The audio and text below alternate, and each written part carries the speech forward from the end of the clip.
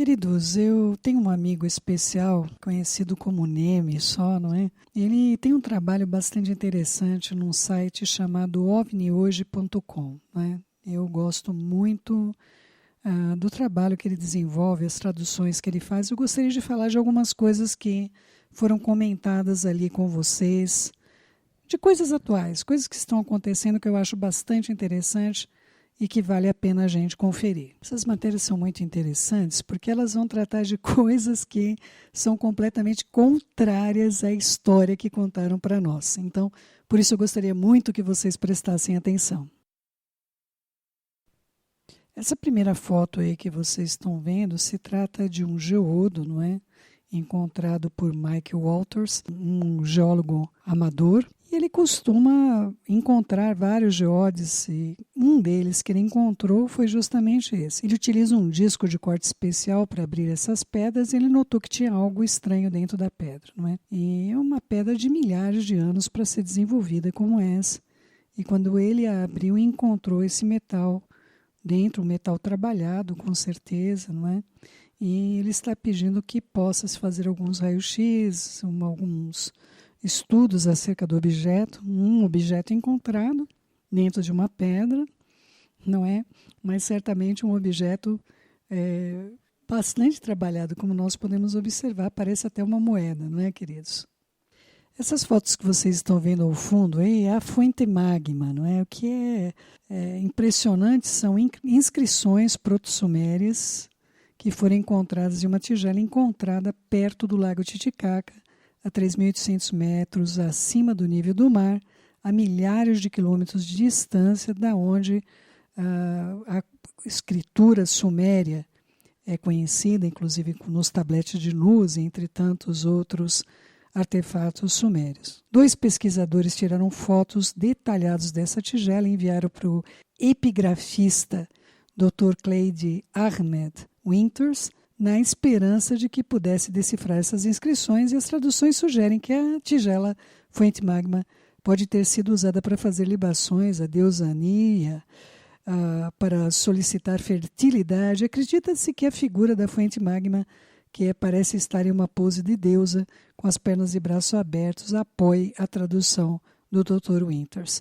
Essa tigela foi encontrada em 1958 e é inexplicável. É um dos artefatos mais importantes e que debatem a história que nos contaram, mas nós vamos seguir com outras histórias para vocês. Um ex-diretor da entidade de pesquisa geológica da Índia acredita ter encontrado a evidência final de uma ponte artificial de 1,7 milhões de anos, que indica que a humanidade existia na Terra há milhões de anos e tinha capacidade de erguer estruturas sofisticadas, muito antes do que sugerem os especialistas da tendência predominante. Isso, no entanto, vai contra tudo que disseram desde que, de acordo com os cientistas de tendência predominante, os humanos surgiram na Terra somente cerca de 200 mil anos atrás, mas a suposta ponte coloca em dúvida tudo o que os cientistas acreditam como sendo verdadeiro. Vale a pena você conferir uma matéria como essa. Vamos seguir aqui, queridos. Essa matéria é muito bonitinha, né? Parabéns ao Neme aí pela escolha da publicação. Olha só, os povos na Mesopotâmia estavam familiarizados com o alumínio há milhares de anos. O alumínio foi usado há pelo menos 7 mil anos e nossa descoberta moderna deste metal não é nada mais do que uma reinvenção com base no conhecimento que os nossos antepassados já possuíam. Ao escavar no Iraque, os geólogos descobriram cerâmica produzida em torno de 5.300 antes da Era Comum, e esses artefatos eram feitos de argila que continha alumínio. Há também evidências arqueológicas de que os egípcios babilônios usavam composto de alumínio em vários medicamentos e produtos químicos há 4.000 anos atrás. Em seus escritos, Plínio, o ancião, de 23 a 79, depois da Era Comum, um erudito romano descreveu um elemento que chamou de alúmen, hoje conhecido como alumínio. Trata-se de um composto de alumínio amplamente conhecido e usado no mundo antigo e medieval para consertar corantes na produção têxtil. Em 1959, os geólogos chineses descobriram fivelas de cintos intrigantes. Os cientistas se perguntaram como os nossos antepassados poderiam produzir esses artefatos que ofereciam evidências de conhecimento avançado em metalurgia. As antigas fivelas de cintos chinesas revelam vestígios de alumínio. Em 1961, cientistas franceses examinaram essas fivelas de cinto e concluíram que os antigos chineses fabricavam alumínio por um processo completamente desconhecido. Não devemos esquecer um aspecto muito importante. O alumínio é o metal mais abundante do planeta, mas requer eletricidade para criá-lo de forma utilizável. Se nossos antepassados puderam produzir alumínio, eles teriam de estar familiarizados com eletricidade. É muito importante que você tenha isso claro no seu coração, viu, meu querido, minha querida? Olha só, mas vamos seguindo, né, queridos? Temos mais coisas para a gente observar. Como a nossa história está torta, queridos. A história que nós conhecemos realmente está muito torta.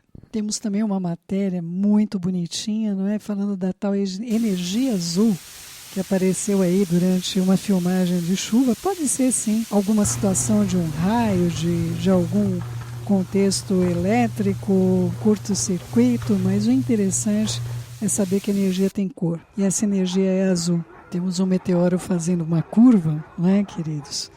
Para as pessoas que não entendem muito bem os poderes dos céus, né? É um meteoro tripulável, né, queridos? Não é?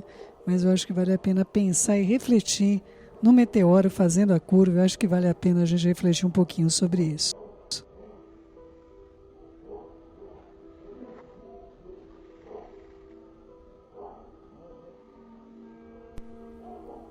Para finalizar, queridos, né, sempre eu vou estar trazendo para vocês aí o contexto do Boston Dynamics, né, esses equipamentos que estão sendo construídos. Existe uma razão para que eles estejam sendo construídos. Eu não sei se vocês têm acompanhado o desenvolvimento desde o início, na verdade, dos cursos, começaram por risgá-los. A gente tem apresentado o desenvolvimento dessas máquinas e pedindo que vocês tenham muita atenção ao que está sendo desenvolvido, não é?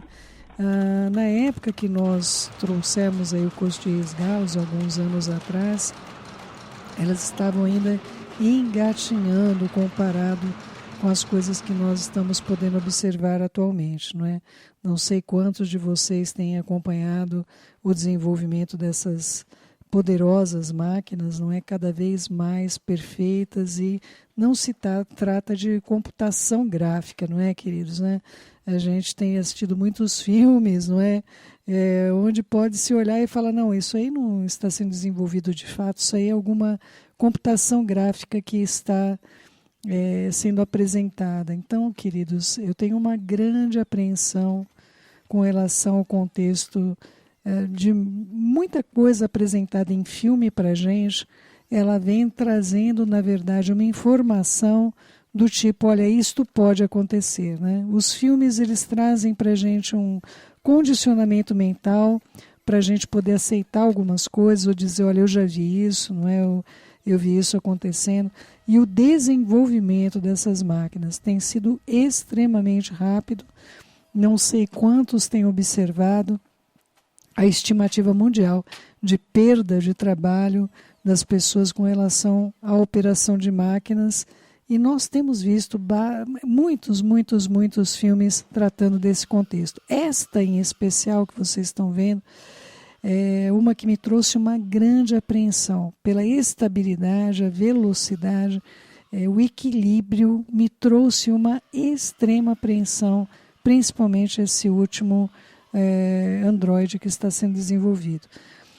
Eu oro ao Eterno que você tenha ouvidos para ouvir, olhos para ver, tenha entendimento, possa acompanhar, não é? Não sei quanto sabe, a Boston Dynamics é uma das empresas compradas pela Google, a Elgog, não é? Como eu gosto de generosa e amorosamente tratar. Então, essa estabilidade dessa máquina me surpreendeu grandemente de ter o entendimento que essas coisas podem se virem sobre a humanidade de uma maneira que nós não possamos trazer nenhum tipo de defesa, nenhum tipo de resistência, uma vez que não há nem discurso para tratar com uma máquina, não é, queridos?